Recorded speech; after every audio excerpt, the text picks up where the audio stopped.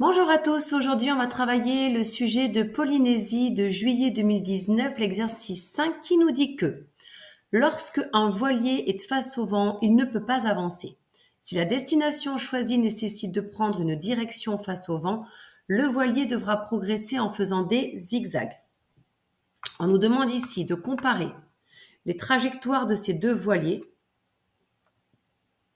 et pour ce faire, on va calculer la distance en kilomètres, arrondi au dixième. Donc ça, c'est très important de se souligner et de se souvenir de cet arrondi. Donc unité kilomètre, c'est ce qui est marqué aussi sur le dessin, donc il y a peu de chances que l'on oublie. Par contre, un arrondi au dixième près, ça, c'est important de ne pas l'oublier. De ne pas oublier non plus que la question de départ, c'est bien de comparer. Alors certes, on va calculer la distance parcourue par le voilier 1, on va calculer la distance parcourue par le voilier 2, mais au final, notre phrase-réponse, notre conclusion devra être une comparaison. On va démarrer par notre voilier 1. Le voilier 1, il part du point C vers le point B, puis ensuite du point B, il se dirige vers le point A. On a donc un triangle rectangle ABC, rectangle en B. On connaît AB qui mesure 4,8. On connaît AC qui mesure 5,6. C'est bien un triangle rectangle et nous, on va aller chercher BC. On est dans un triangle rectangle. On connaît deux longueurs. On doit calculer la troisième. Tout de suite, on pense au théorème de Pythagore. Pour pouvoir utiliser le théorème de Pythagore, on doit déjà, petite poésie de Pythagore, comme je dis toujours, dans le triangle ABC rectangle en B, d'après le théorème de Pythagore, j'écris ma formule en lettres, je remplace par les valeurs chiffrées et enfin je fais mon calcul. Dans le triangle ABC rectangle en B, d'après le théorème de Pythagore, AC carré est égal à AB carré plus BC carré. Je remplace maintenant par les valeurs. AC, on connaît, c'est 5,6.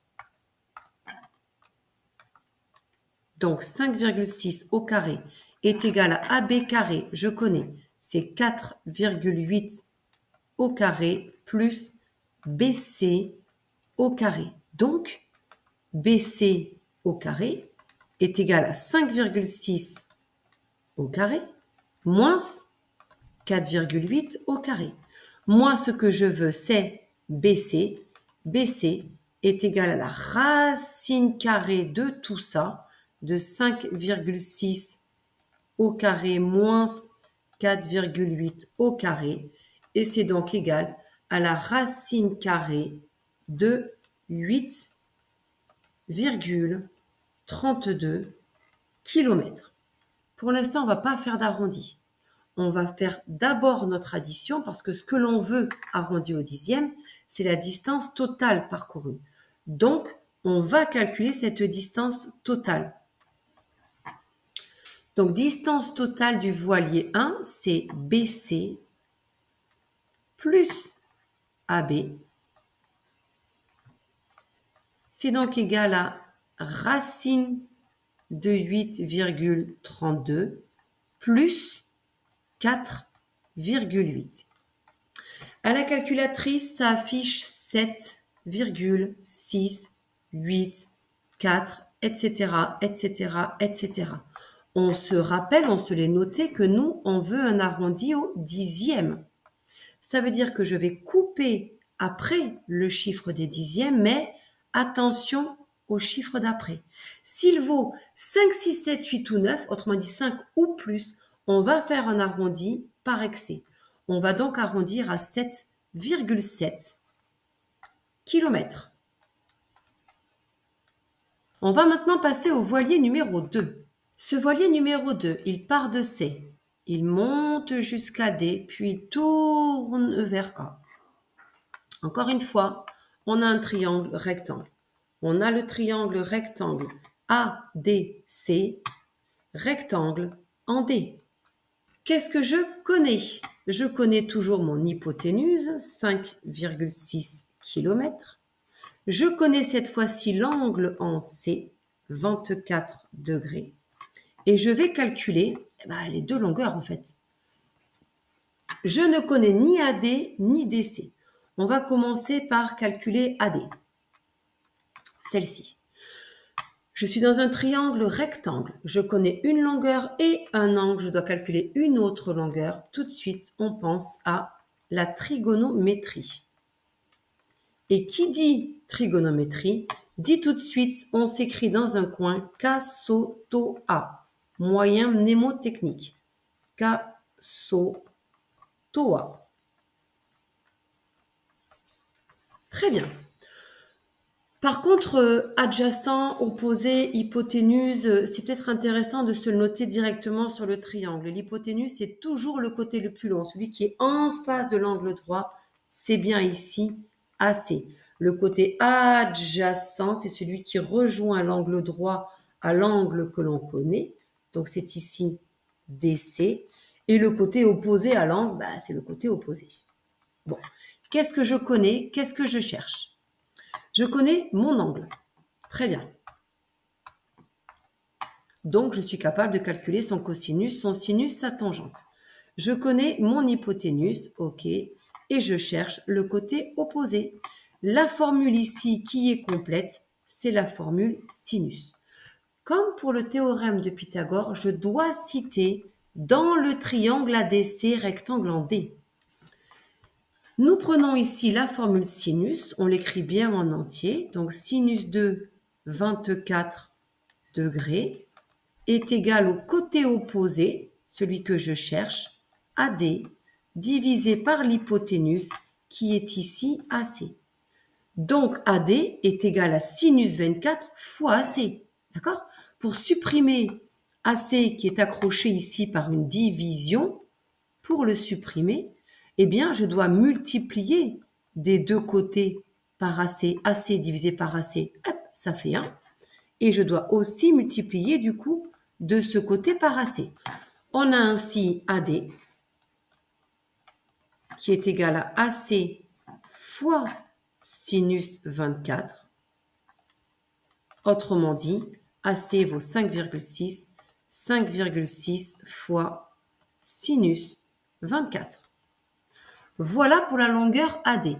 Alors, pour le moment, comme pour tout à l'heure, je ne vais pas faire son approximation parce qu'on va faire sinon une valeur rapprochée de AD, une valeur rapprochée de DC, puis une valeur rapprochée de la somme de AD plus DC. Beaucoup trop de valeurs rapprochées, beaucoup trop de risques d'avoir une petite erreur. Nous venons de calculer AD. Il nous reste maintenant à calculer DC. On va rester dans le même triangle rectangle. On va utiliser à nouveau la trigonométrie. On pourrait utiliser Pythagore puisque maintenant, je connais deux côtés de mon triangle rectangle et je veux calculer le troisième. Bon, on va rester dans la trigonométrie. On a commencé comme ça, on continue. Du coup, cette fois-ci, qu'est-ce que je cherche? Je cherche CD, c'est-à-dire que je cherche le côté adjacent. Je connais mon angle, comme tout à l'heure, donc je peux calculer son cosinus, son sinus ou sa tangente. Et je connais également mon hypoténuse qui mesure 5,6. Cette fois-ci, je vais donc utiliser la formule cosinus. Comme tout à l'heure, dans le triangle ADC rectangle en D, on a cosinus de 24 degrés qui est égal au côté adjacent, c'est-à-dire CD, ce que l'on cherche, divisé par l'hypoténuse, c'est-à-dire AC. Et comme tout à l'heure, pour décrocher le AC qui est accroché par une division, je vais le décrocher par une multiplication. On a donc CD qui est égal à AC fois cosinus 24. J'ai plus qu'à remplacer AC par sa valeur. AC mesure 5,6 km, donc CD mesure 5,6 fois cosinus 24. Très bien. Maintenant, on va pouvoir calculer la distance parcourue par le voilier numéro 2. Cette distance, c'est CD plus AD.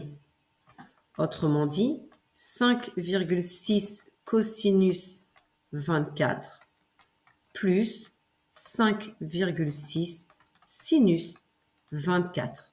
Ma calculatrice affiche 7,3, 9, 4, etc., etc., etc. Comme tout à l'heure, on n'oublie pas qu'on nous demande un arrondi au 10e près. Je vais donc couper ici en faisant attention au chiffre d'après. Encore une fois, j'ai un chiffre qui est au moins de 5. Il est même de 9. Je vais donc faire un arrondi par excès. On va donc arrondir à 7,4 km. On a donc le voilier 1 qui parcourt 7,7 km, le voilier 2 qui parcourt 7,4 km. N'oublions pas que la question de départ était de comparer les distances de ces deux voiliers. Donc, faites bien une dernière phrase de conclusion. Par exemple, le voilier 2 parcourt 0,3 km de moins que le voilier 1. Ou bien, le voilier 1 parcourt 0,3 km de plus que le voilier 2. L'essentiel est donc de ne surtout pas oublier de faire cette comparaison parce que c'était quand même la question posée dans cet exercice. On se retrouve demain, je vous souhaite une belle continuation et on continue nos révisions de maths. Bonne journée à tous!